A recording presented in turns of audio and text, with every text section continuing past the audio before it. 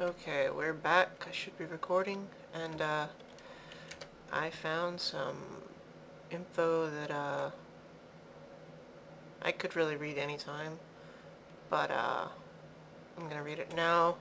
It would have been too soon to read it at the beginning of the game, and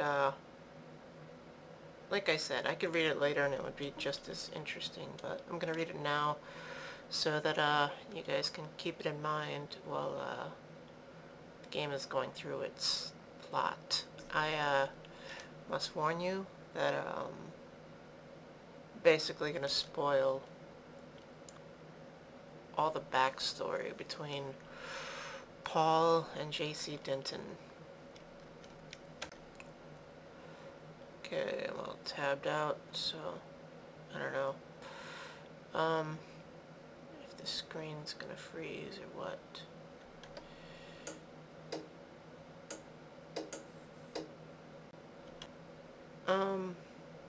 Yeah, okay, it's still recording, but okay, this is taken from the Deus Ex Bible.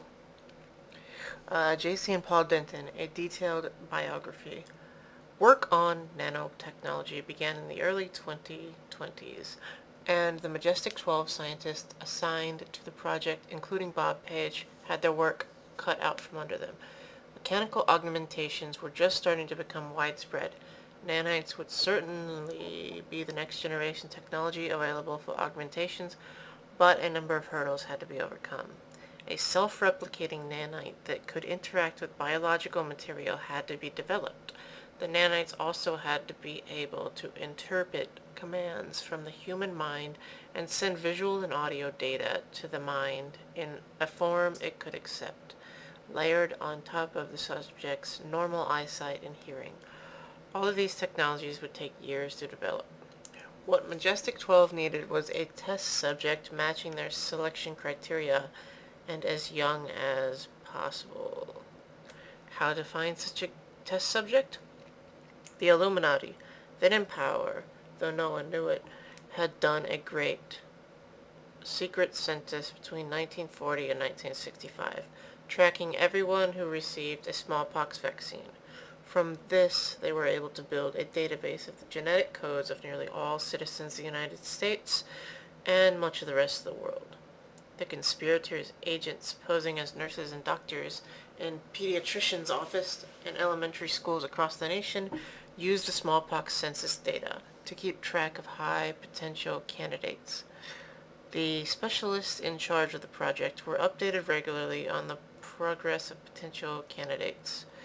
All the conspirators had to do was wait. Ma and Pa Denton, two such potential candidates, fell in love, perhaps even with some help from the conspirators, and produced young Paul under the watchful, albeit covert eye of Majestic 12 operatives who played the parts of friends, family doctors, neighbors, school teachers, and so on. When Paul Denton was 5, Majestic 12 scientists determined that his physique and genetic makeup were the most suitable for the nano-augmentation project. His immune system was excellent, yet he had no allergic reactions to non-biological foreign materials in his body. He also had no predispositions to myopia, obesity, or heart disease, and he was highly intelligent. The scientists selected Paul as their test subject. Now they needed to find the precise spots in his brain where the nanites could intercept neural transmissions and convert them to commands. These spots are different for every human being. They also needed to implant nano-augmentations in Paul's body and test them. Since Paul himself was considered too valuable to experiment on, Majestic 12 scientists created a number of clones of Paul. These clones were allowed to grow until their brains, especially the language centers, were fully developed. Then the scientists performed experiments on each of the child clones, trying to find the sweet spots in the brain that would allow the clones to control nanites and receive information. For most of the clones, the experiments failed, and the clones were left as drooling vegetables or worse. Many of these failed experiments were destroyed. A few were allowed to live so that scientists could perform further physiological and nanotechnological studies on them as they grew older. In one or two cases, though, the experiments were successful. These successes proved to the cabal leaders that direct mental control of nanotechnology was possible. Meanwhile, Paul started to grow up, blissfully unaware of the experiments being carried out in his name. Paul's mother, who was unable to have any more children but wanted another, was approached by Majestic 12 operatives posing as fertility experts. She was told that she would be paid handsomely in exchange for participating in experimental surgery that would allow her to become pregnant. For Miss Denton, who had been poor all her life, this was a dream come true. She could have another child and have enough money to raise her family in comfort. The fertility experts assured her that surgery was minor and the risk was minimal. She and her husband agreed to the experiment, unaware that their lives had been closely monitored by the cabal for many years. Although Paul's mother believed that the surgery would let her become pregnant again, in reality the Majestic 12 operatives implanted her with a cloned embryo of Paul. 9 months later, J.C. Denton was born. That's me. Paul and J.C. were raised as brothers under the careful and clandestine security of Majestic 12. Their parents never knew that the children were identical twins born 11 years apart. At the same time, Majestic 12 continued to grow more clones and test nanotechnology on them. Prior to J.C. Denton's birth, this was a cumbersome process. Each clone had to be grown in the womb of a mother so the number of clones that the scientists could produce was limited to the number of women employed by Majestic 12 who were willing to endure 9 months of pregnancy in relative secrecy. This, as you can imagine, was not a large number. There was another disadvantage. Each clone was gestating inside a different womb. Each mother had a different metabolism, and as a result, each clone was slightly different. The scientists had failed to reckon with the effects of pregnancy on their clones. Fortunately for the nano-augmentation program, technology marched onward. Shortly after JC was born, scientists invented an incubator that could bring clones to term from the embryonic stage. The number of clones available for experiments grew dramatically, and the doctors could now perform their experiments with their control clones. The pace of progress increased. When Paul was 17 and JC was 6, it was becoming clear that Paul was a bit too unpredictable and independent for Majestic 12's taste. Their leaders decided that JC should be raised in a more controlled environment, one in which the conspiracy's operatives would have direct involvement in his upbringing. To that end, they arranged to have his parents killed by a terrorist faction under the Majestic 12 control. We already heard Paul talking about how the parents were killed. Paul was deemed expendable, and he was scheduled to die in the same attack. To the surprise of the conspirators, Paul was not only survived the attack that killed his parents, but also vowed to join UNATCO to avenge his parents' deaths. By this point, UNATCO was nearly under the cabal's thumb, so Majestic 12 decided to let him live and work at the anti-terrorist agency where they could keep a close eye on him. After all, Paul might be useful in the future, perhaps as a guinea pig for JC's eventual nano-augmentation. Though they didn't know it at the time, letting Paul live would be their greatest mistake. JC, now a ward of the state, was sent to a special Swiss school, actually a front for Majestic 12, where his development could be more carefully controlled. The school tried to instill into JC an unquestioning loyalty to his superiors and a willingness to follow orders. Although the conditioning seemed to work, JC despised the school's rigid disciplinary style and developed a rebellious attitude that he kept hidden.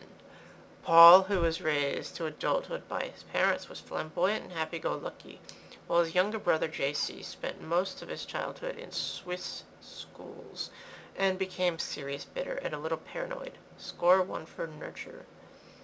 That was a joke that they put in there. Although Paul was busy with his duties at UNATCO, he still visited JC as often as he could. JC worshipped his older brother, Paul, the UNATCO agent, with his James Bond lifestyle and noble cause. JC decided to join UNATCO as soon as he was old enough. This fit perfectly with Majestic 12's plans. Shortly before JC signed up for UNATCO, Majestic 12 felt they were ready to try nano augmentation on Paul Denton. UNATCO agents approached Paul, telling him he was a rare candidate for an experimental procedure that would make him stronger, faster, an augmented human without the clumsy mechanical appendages. Paul had no idea that this offer was the culmination of nearly 25 years of behind-the-scenes experiments and manipulation on his life. He agreed. A few years later, JC also became a UNATCO agent and was offered the same procedure. He also accepted. In both cases, the augmentations were unqualified successes. The underground shadow conspiracy, known as Majestic 12, now had 2 nano-augmented agents in their ranks. A few more experiments, a little more testing, and the conspirators would be poised to create an army of unstoppable superhumans. Majestic 12 was closer to its goal of total world domination than it had ever been. Okay, the timeline. 2018, Paul Denton was born. 2023, Paul, age 5, selected as a test subject, cloned. 2028, tests on clones show limited success. Paul's mother impregnated with JC. 2029, JC Denton is born. Scientists perfect embryonic incubator. Additional clones grown over the next 20 years. 2034, experiments began on second generation of clones. Age 5. 2035, Paul and JC's parents are killed by Majestic 12. JC sent to Swiss school. 2036, Paul goes to 4-year university. 2040, Paul, age 22, joins UNATCO. 2044, common emotional centers in brain discovered, plus or minus 2 years. 2046, work on Ambrosia project begins. 2047, JC graduates from Swiss school. 2049, last kinks are worked out of nano-augmentation. 2050, Paul is offered nano-augmentation. Procedure is successful. Work stops on clones. Most clones are destroyed. 2051, JC, age 22, joins UNATCO. Trains is offered nano-augmentation. 2052, nano-augmentation procedure is successful. So, Deus Ex is in 2052, and I think the other one is like 2029 or something.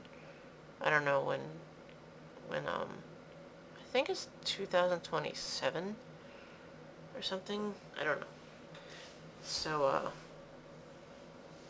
yeah, human revolution or something. I